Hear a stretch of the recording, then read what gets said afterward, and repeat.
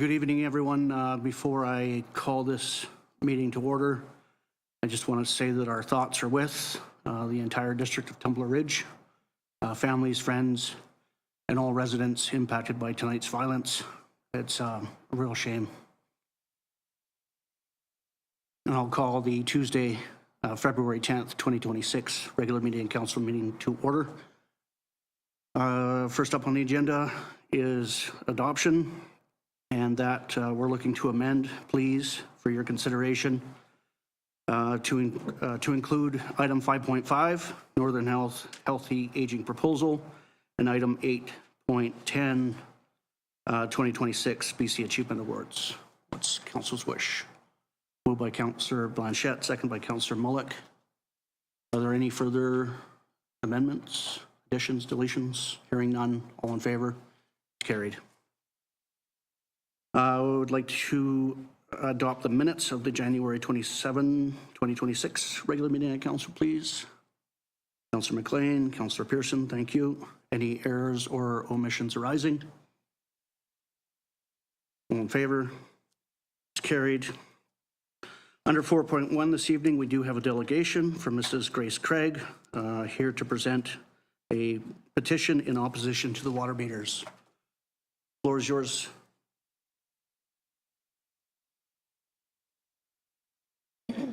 Mrs. Craig, if you could speak into the mic for those at home so they can hear you as well. Thanks. Okay. Can you hear me? You bet. Okay. I'm asking that you listen to my questions, write them down, and then address them, as I am aware that we are only allotted 15 minutes per individual. My question to council are as follows. I want to know why mayor and council do not bring the big, important decisions that are going to affect every property owner and taxpayer of the community to an open town meeting before implementing mandatory changes. Many of these decisions are not as simple as replacing aged equipment, moving stop signs, building planters, putting in signage, etc. They are things that potentially could have a catastrophic financial impact and other personal impacts on people who truly cannot afford it nor deserve it.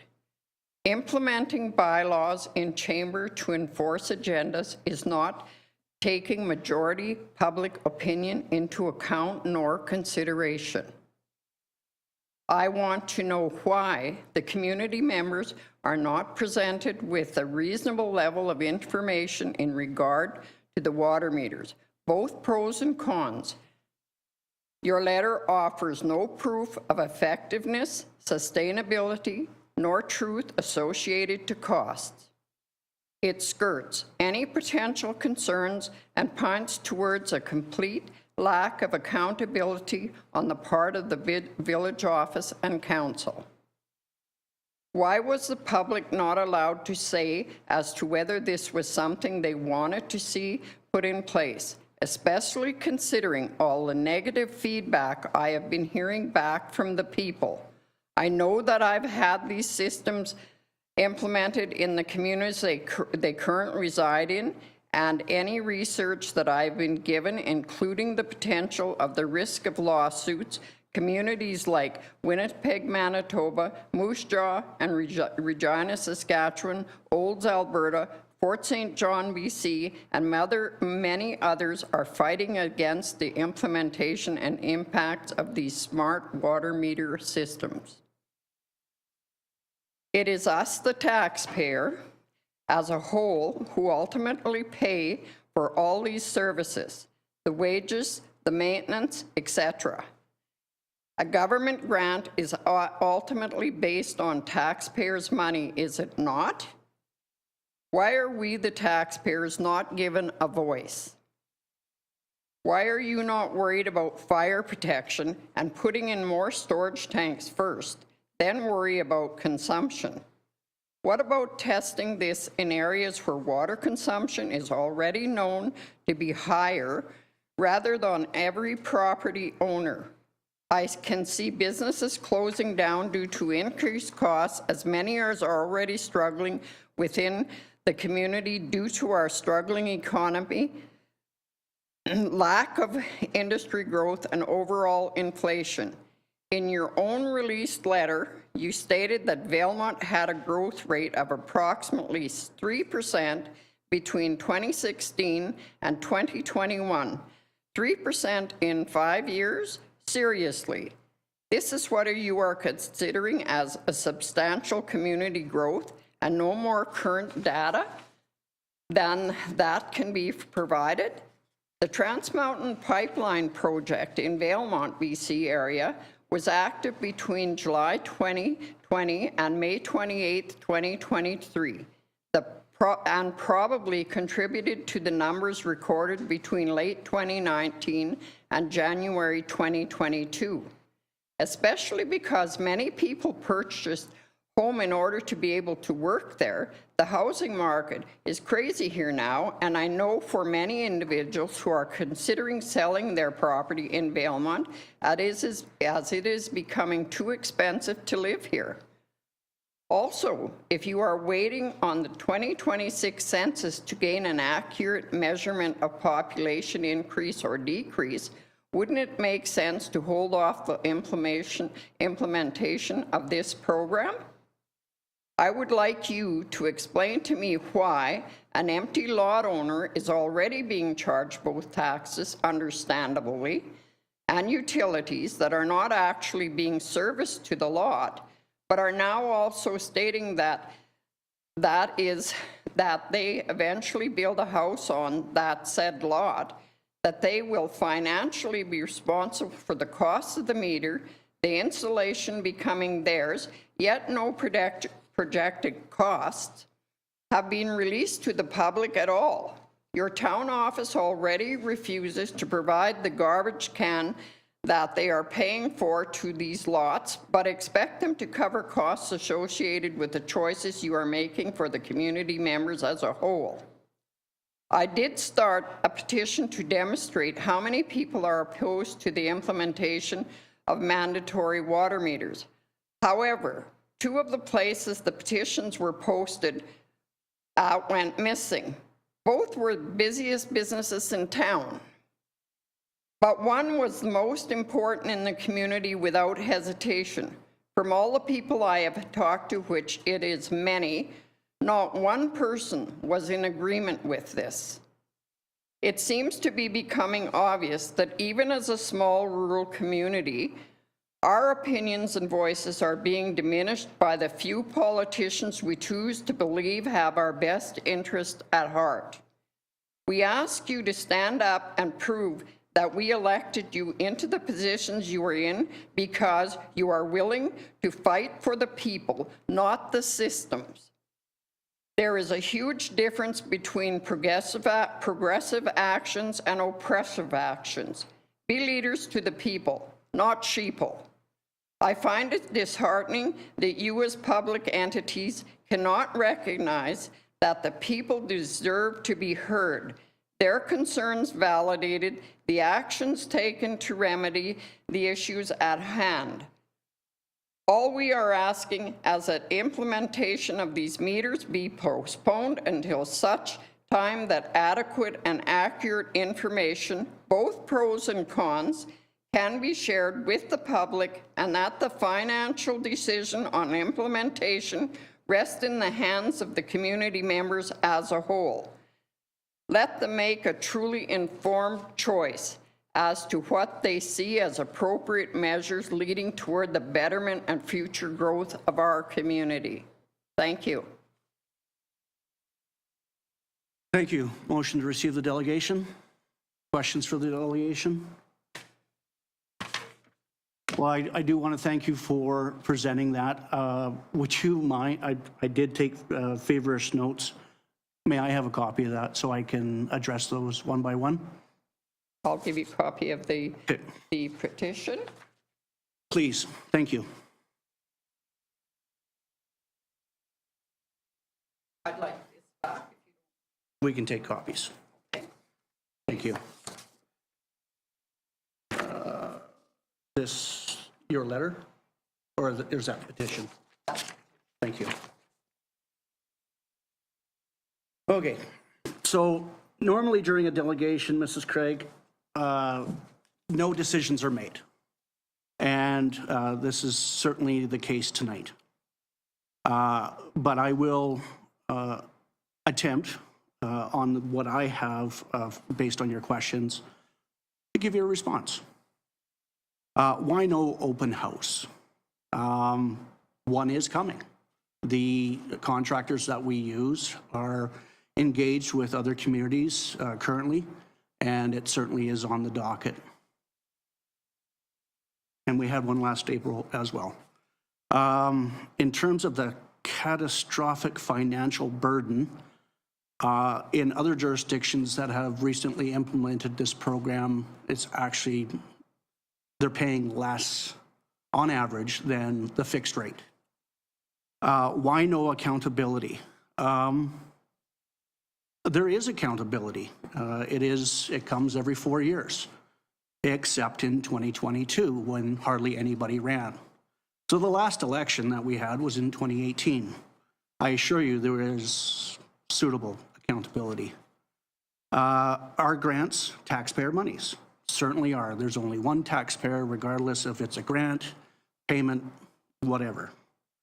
The 2026 census certainly will be a telling tale, but the trends that we are seeing in terms of fire protection, etc., will weigh in on how we pay for that additional reservoir that is needed to maintain our fire rating.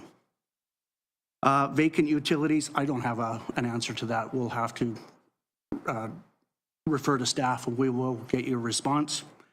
And then the implementation being delayed, the decision has been made, the funding agreement has been signed. We look forward to the open house to give you all the pertinent information, both pros and cons, from those that are, well, technical experts, those from the scientific community, as well as hydrologists, etc. So that's the best I can give you during a delegation. In terms of the vacant utilities question, I'll have to send that back to staff, and we'll get you an answer right away. Thank you. You're welcome. Can I ask you why we have a community hall that is 90% empty? Why is that community hall not used to have community meetings when there comes to issues like that, that it's brought before the community before there's ever a decision made, so the community members have an input into what is being done in the community? Your concern is heard. Thank you. Thank you. Any other questions for the delegation? Comments on it? All in favor of receipt? And I'll get you this back to you. Thank you. Personally. Thank you.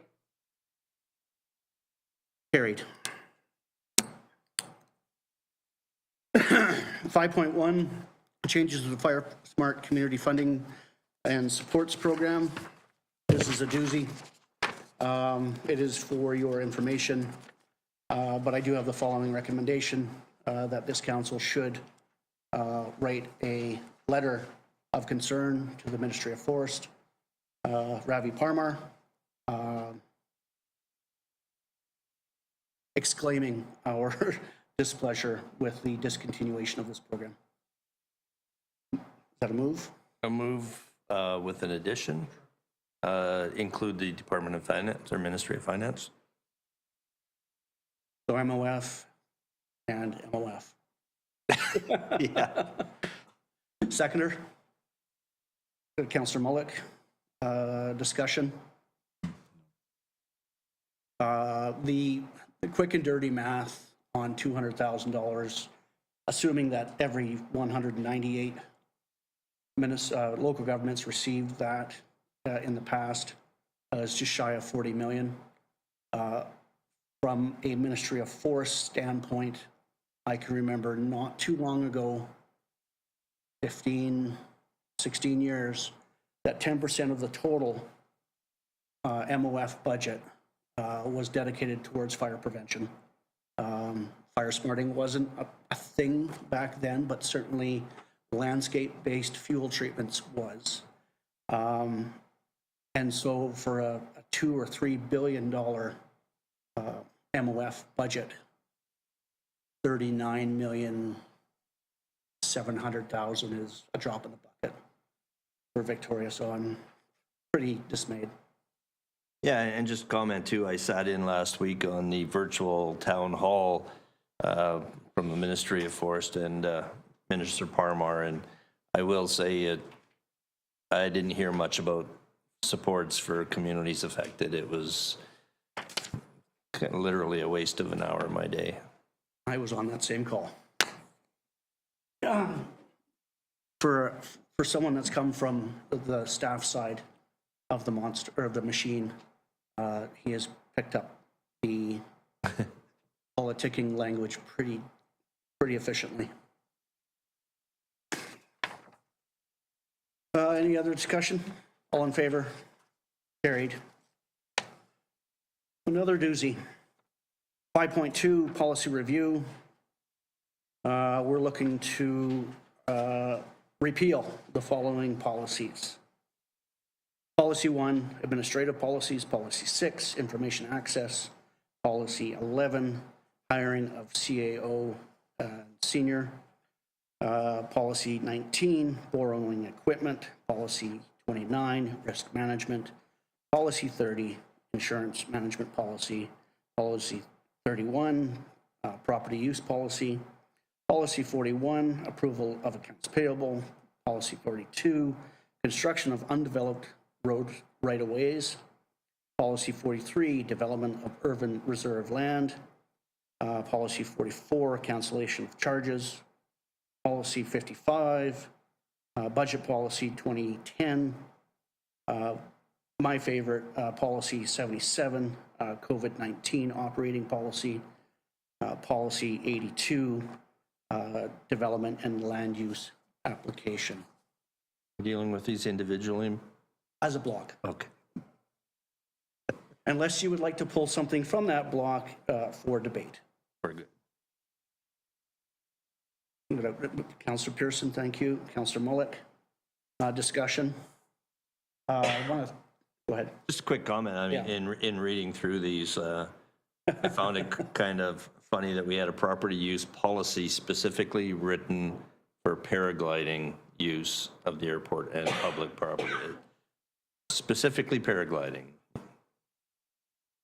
Interesting reading. I noticed skydiving wasn't in there, and yeah, Nope. I skydove over that airport. Further discussion? All in favor? They are repealed. 5.3, BC Union of BC Municipalities, UBCM, Emergency Operations Center, EOC, and training. We're looking to approve staff to apply up to $30,000 to the UBCM, EOC, and training funding stream for 2026. Councillor Mullick, Councillor McLean, discussion. Good luck. All in favor? It's carried. 5.4, Clean Air Task Force looking for grant funding for fire-pressed logs. There is a staff recommendation based on Section 25 of the Community Charter, which approves staff to prioritize existing council-endorsed health and safety work and clean air initiatives. This is where it is, and not to pursue the Clean Air Task Force request to seek funding for a fire-pressed log purchase and demonstration due to the risk of contravening Section 25 of the Community Charter by appearing to promote a product sold by a single local business. Be looking to our representatives from the Clean Air Task Force if there's a mover and a seconder. Councillor Blanchette, Councillor McLean, thank you. Discussion? Yes. So I'm just trying to understand why, when we have acknowledged as a municipality we have a problem with the air we're breathing. One of our members did some homework and found these pressed bricks, has tried them himself, says that they seem to work really well. You use less wood, they burn better, hotter. There's only the one place to purchase them. The money that the committee has was from Minister of, where did we get the funding, Councillor McLean? That we were using? That was left over from last year, Okay. but I'm not certain. So the committee has funding to go and try and buy some of these to try them and to let other people in the community try them. So how do we go about trying to fix our issue with the clean air if we can't go to a business, the only one apparently that's selling this product, to try it, so that maybe some of our citizens would want to purchase these because they work better? Good question. I'd have to rely on administration to give you the, To avoid the aid to business, it might, one way to come up with a product and a demonstration might be to go out to put out not a request for proposal, maybe a request for interest. What is it? Proposal? ROI? ROI, thank you. Yeah. Just asking if there are other makers of similar products who might be interested in having their products demonstrated, and then to it would be a transparent way to select a product. Okay, let's just pretend that we decided to do that. What's the Right, time frame for that look like? Like, is that something that can be done? I mean, we don't meet all the time. We'd have to do paperwork, which is fine, but we need to have some kind of time frame to get this moving, because, I mean, we are into February. Gosh, now I'm really on shaky ground because our finance director manages most of our procurement. My guess would be at least 6 weeks. Would that? it might be the end of firewood season, but there's something, if we were to entertain sending back to staff to create an expression of interest, might be something that could be available for next firewood season. Okay, but with the election coming up, and we're not sure if this committee is going to be in operation for next fire season. This isn't community taxpayer money that the committee has, correct? Like, I'm just trying to figure out, like, we're not trying to buy everybody bricks, we're just trying to get some to demonstrate so that we can see if they are in fact greater than using wood, which would help clean the air. So, I understand both sides, but the bottom line of this committee is to help clean the air that we're all breathing and choking on. We have a possible thing that might help towards that. The committee does have funding that did not come from Valemount taxpayers. So is it because the committee has to make the recommendation to council, who then approves that? That's where we're having some gray area? Regardless of where the source of the money is, the committee is a committee of council and acts as the local government. So regardless of the source of the funding, it needs to be treated as if. municipal money. Okay. I have a question for your question. Is there any possible way, so under the wood stove exchange program, is there some form of amendment that one could use instead of using firewood up to a certain amount? Because I know a lot of folks using the wood stove exchange program are only buying from a single source. It is procured funds from us through the province, through the community forest. Is there any sort of legalities or red flags that you see there? We'd have to look into the program details. Right now, I know that that program can be used for both wood stove exchanges and heat exchangers, but I'm not sure whether fuel would be a part of that. I would doubt it, but probably answer my own question. It'd be good for capital purchases, but not for operational expenditures. Councillor Pearson? Would there be an avenue through our procurement process? Because, I mean, we do utilize sole source purchases and such. Was there a way through our procurement process that could be considered a sole source opportunity if there's only one vendor for this type of thing? I'll throw that through the chair to staff. I might direct that to the Director of Finance. Yes, please.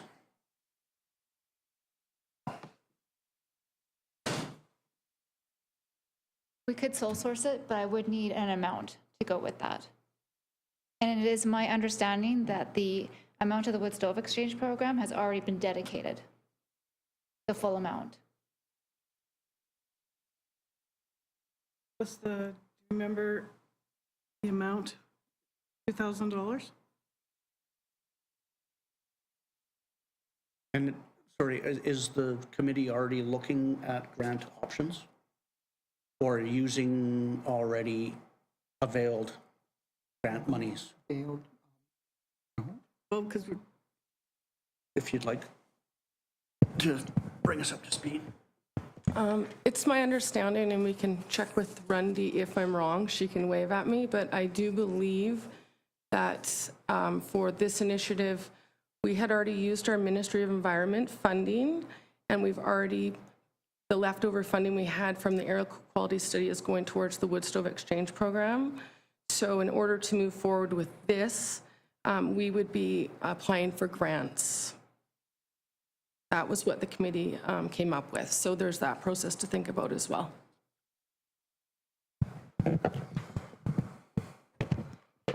Follow up? I'm trying to remember.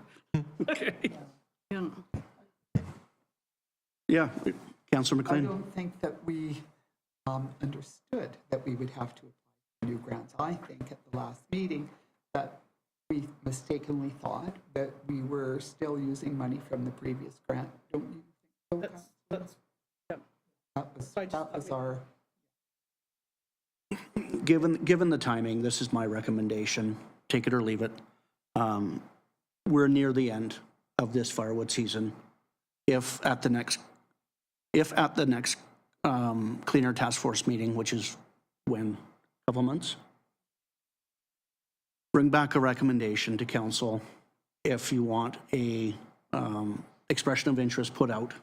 We can be prepared for next firewood season. If those grants are found this fiscal, we have to utilize them by the end of this fiscal, regardless of who's sitting around this table. Not hamstringing the next council. It is simply getting ready for the next firewood season. So could we leave this, could we table this then until our March, or is that too far away? I think we'll just bring it, once the Cleaner Task Force has their opportunity to reconfigure it to an expression of interest, again, bring it back to council, and we can take it from there. But in terms of this particular motion, at this time, I would look to potentially an amendment instead of seeing this motion either be opposed or endorsed, maybe an amendment that this be sent back to the Cleaner Task Force. I think we'd like to have that. Is that? You want to, some procedure, please? I'm mulling whether that is contrary to the intent of the motion. Because you can't have an amendment that's actually contrary to the intent. So How about, Can we leave off the part, like just, the council approves staff to prioritize existing council endorsed health and safety work and clean air initiatives, period, stop. and then leave off the part with the Clean Air Task Force and the press logs? Can that be the amendment? Good. Okay. Because then Think. Clean Air Task Force can take it back, da-da-da-da-da-da, and all that. Nose twitch, but not a bad stare, so. I would rather you just amend it to add request to seek grant funding or on fire press log purchase and demonstration at this time. Just word it exactly like that, but throw in, And then it can come and then I'll back. bring it back. And then legally, we can bring it back? This time. Mover, seconder. Discussion on the amendment. Thank you all for input. All in favor of the amendment? On the motion as amended? Or discussion on the motion as amended? All in favor? Carried. Thank you. Thank you. 5.5, this is a new one for council's consideration, looking to approve village participation in the Healthy Aging Grant Opportunity Proposal presented by Northern Health, Healthy Aging Proposal, Northern Health, as long as the municipality is not the organization responsible for the grant. Moved by Councillor Pearson, second by Councillor Mullick. Discussion. All in favor? It's carried. Reading file, quite a few before you. Is there anything folks would like to bring to surface? Oh, and there is an additional one, just for everyone's reference. Where did it go? The BC Achievement Awards. So, anything in there folks would like to bring to surface? Yeah. Pretend wasn't on our agenda. It wasn't on mine either, but it was added at when you amended the agenda. Like to bring forward. Oh yeah, number 5, vehicle fatalities in statistically significant zones.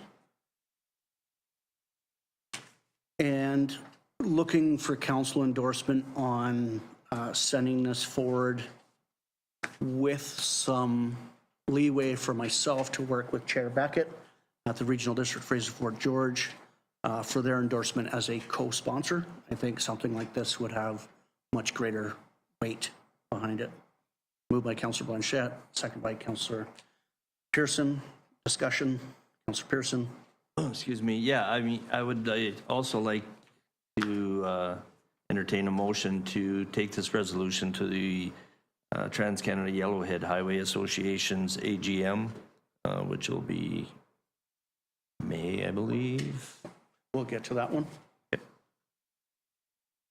We had a mover and a seconder. And the leeway I would be looking for is not to change the spirit of the resolution, but work with Chair Beckett on really sound resolution writing practices. Might even get something out of it. Yeah. All in favor on that one? Carried. Councillor Pearson. Okay, yeah, I mean, this is an issue that Trans-Canada Yellowhead Highway Association has been advocating for as well. And the call for resolutions to our AGM is coming up soon, so I would like to forward the same motion to Trans-Canada Yellowhead Highway Association on behalf of the village. When you say same motion, the one that sort of gets worded between myself and Chair Beckett? Correct. I would be comfortable with that. Seconder? Councillor Mullick? Discussion on that? Thank you, Councillor Pearson, for taking that forward. All in favor? That is carried. I have some homework to do. Anything further? If not, I'd like to bring to surface the endowment fund, the Valemount Community Endowment Fund. You have the opening and ending and current ending balance there. I think it's a wonderful balance. And there are nothing more than that. I was going to say things that haven't been published yet.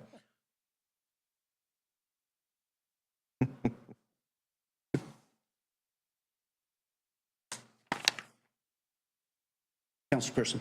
Just a quick question on the future of the endowment fund and if there's going to be intakes and some use of the fund, or will it just continue to gather interest for us?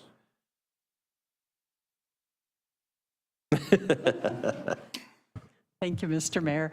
We've been trying to recruit people to sit on a board to administer the fund, and that's been unsuccessful. So we are now hopeful that if we attend a little mini conference that the Prince George Community Foundation is putting on in April, we may be able to connect with a number of other community foundations. They administer funding for a lot of small community foundations. Maybe we can find some either alternative avenues of distributing the money. A potential committee of council was suggested, and we need to see whether they allow that. But or maybe some ideas as to how to get the community foundation, the community interested in serving on a board such as that.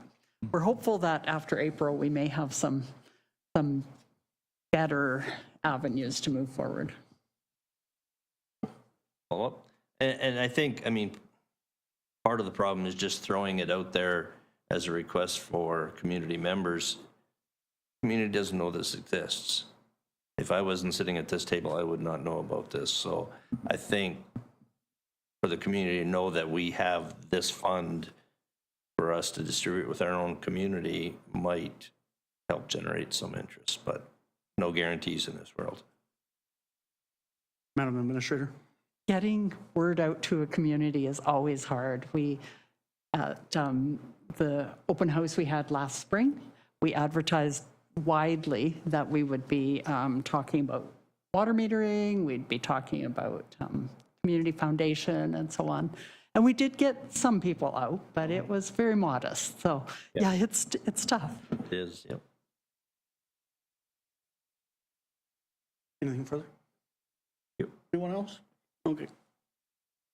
No correspondence for action this evening. Is there any notices of Where's 8.10? Wrote down 8.10. That's BC Achievement Awards if we want, add on the reading file. That would be Oh, in the okay, reading file. sorry. Not where we are? Yep, if you'd like to. Yeah. Okay, Sorry, item 10, is there any notices of motion to be brought forward? No unfinished business, so we'll move into 12.1, council reports. Councilor Mullick? On January 28th, I attended a Valemount Tourism Subcommittee meeting. February 3rd, attended a Valemount Entertainment Society meeting. On February 6th, the first Ready Grant Committee meeting. And that's all for me. Thank you. Councilor Pearson? Okay. So as I mentioned earlier, February 3rd, I sat in on the virtual town hall regarding forestry sports hosted by Minister Parmar, Minister of Forest, and Minister Brittany Anderson. State. Minister of State? Minister of State, thank you. Keep thinking finance, but. February 6th, our Trans-Canada Yellowhead Highway Association quarterly board meeting. February 9th, Southeast BC Regional Connectivity Committee meeting. Good conversation there. Earlier today, the NERD Primary Care Network Steering Committee meeting, dealing with staffing and things in the healthcare world. Following that, I had another Zoom call on the Valemount Community Wellness Committee. discussions on projects and things that, to help the community. And I will throw in February 8th, not directly council related, but sat in on the Northern Medical Program, interview process, interviewing potential candidates for the northern and rural placements in the medical program. And again, it was a great process. I'm not sure if the words being filtered better to get more remote or rural candidates, but we had 8 really good candidates interview with my partner in the morning session. And it's a long stint, 6 hours sitting there talking to people, but it's really, really entertaining and a lot of fun. It's a lot of talent that comes in front of you over that time frame, Yeah. and dedication. So I really enjoyed the mini multiple interviews. Okay. Yeah, they're pretty sweet process from the School of Medicine in UBC. Yep.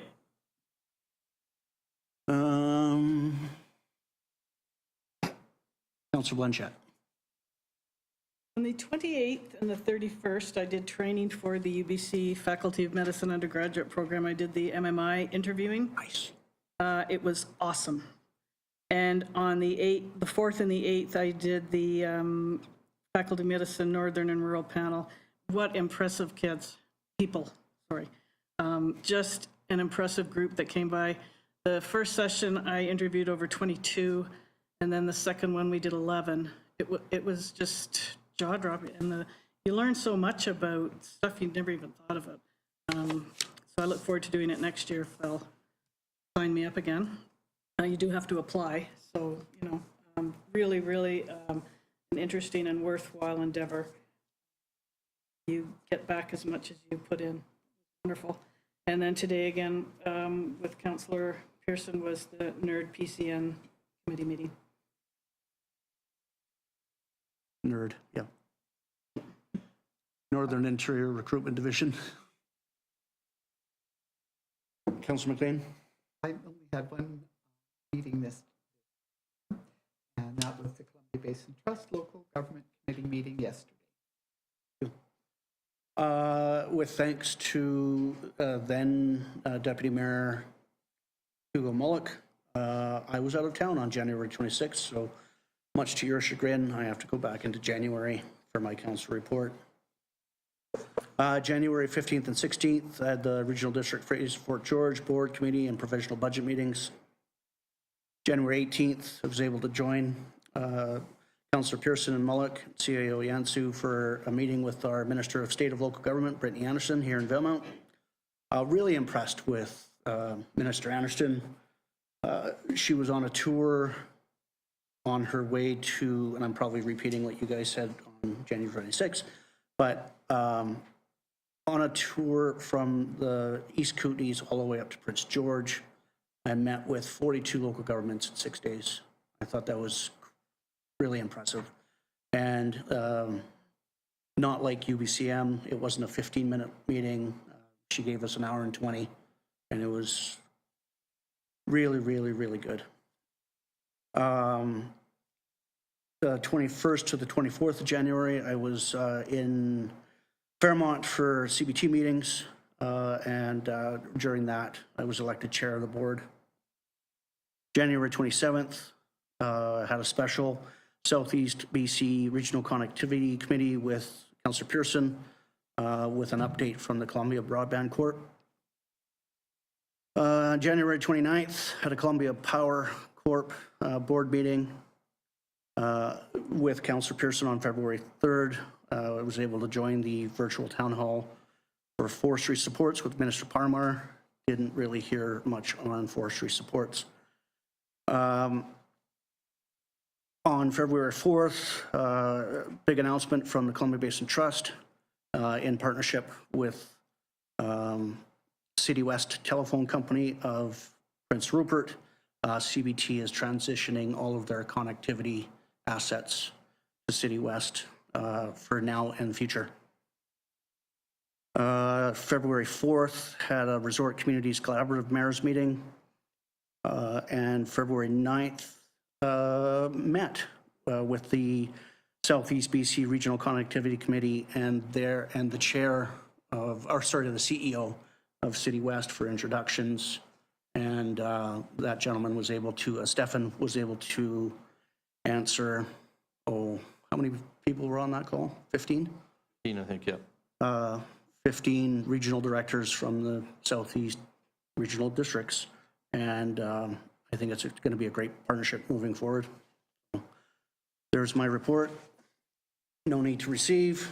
Any questions?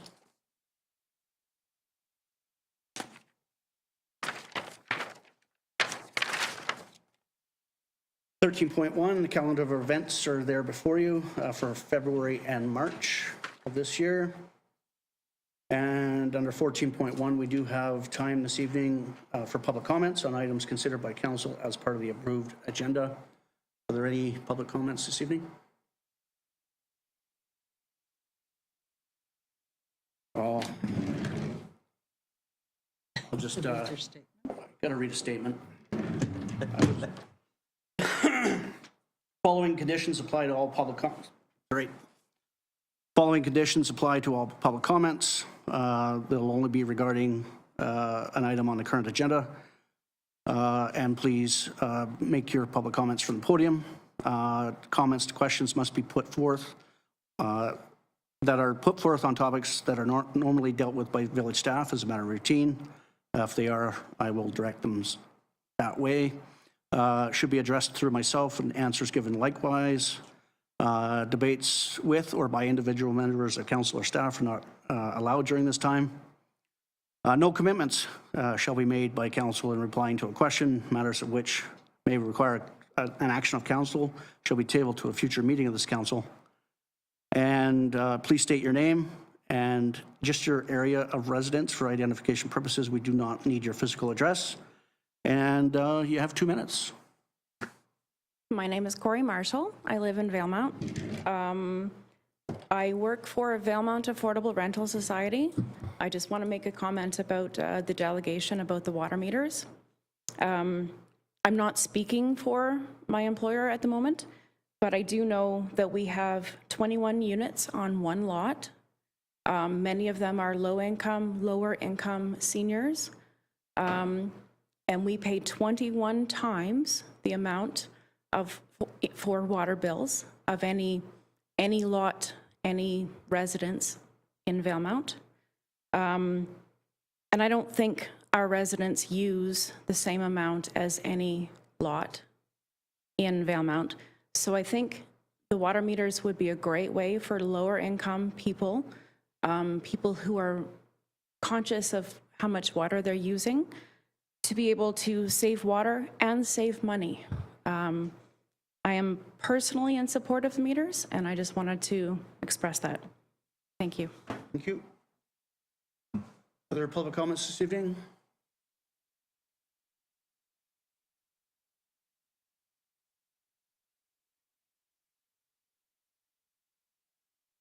Joe Marsh, and Valemount resident at 1425 6th Avenue. Welcome. Again, about water meters. I am neither for nor against, depending on the situation. I think the whole situation has been handled very poorly.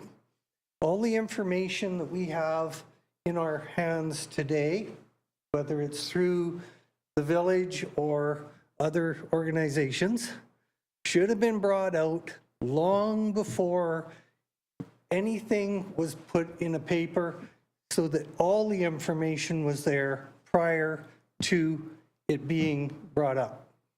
Now, the one thing that is really important is the price, the cost per 1,000 liters. And I have ran figures from all of the villages and towns from Toronto to here, to a high of just about $1,400 a year to a low of $300. Through all kinds, through farmland where they have meters for orchards and everything. And at this point in Valemount, at our 519.26, we're pretty much an average. So until we have something, a physical number that's being given to us, you are going to have opposition. A person like myself that has a lawn, a garden, there's only 2 of us in our house, but it's important because do you want the fire hazard of dry grass in this town?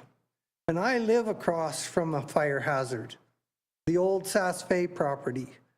And every year I have to come down and write out a form to get it mowed. And then if I want it mowed the second time, I have to come down a second time. So please take these things into consideration when we are, or you, making a decision for the public. Thank you very much. Thank you.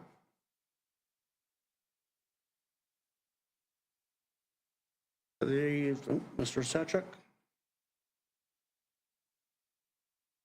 Junior Sajek, Valemount. I wanted to say a few things about the water meters also, that it was, I know a year ago or whatever, it was first brought up at that open house at the community hall and was mentioned at that time about the meters. And like you say, there was very little turnout there. And just, there's been a couple send outs and stuff the last few months, but it wasn't a lot of, like Joe says, a lot of info out there before all of a sudden it's in the process already. So that's one thought on that.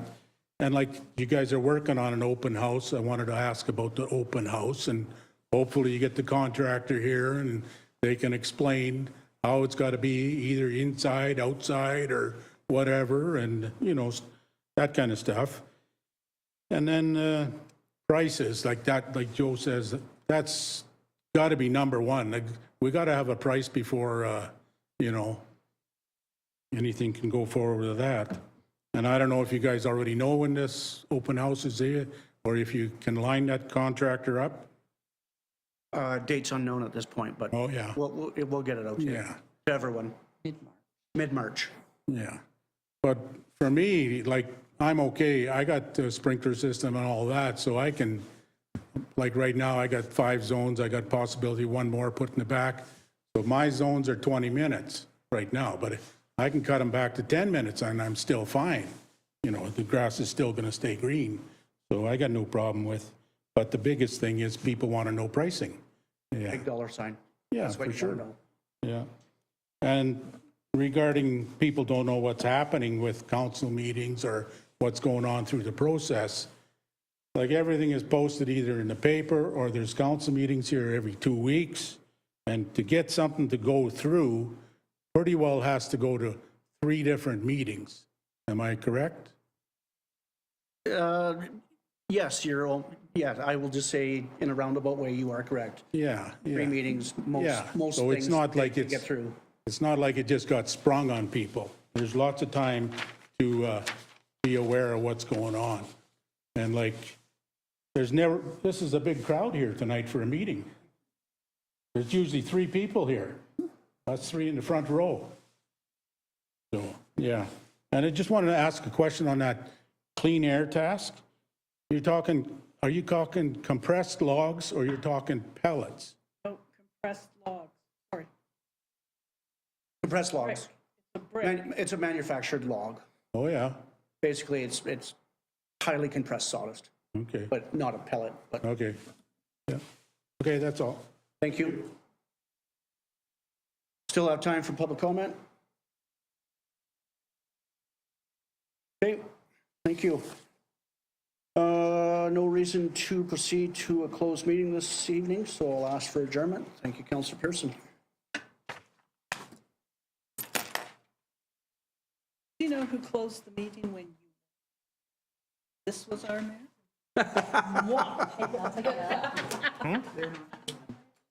He looked over there and went, "Ah!" I was calling Abigail because a couple of the late items she might want. I don't even know, I don't even understand.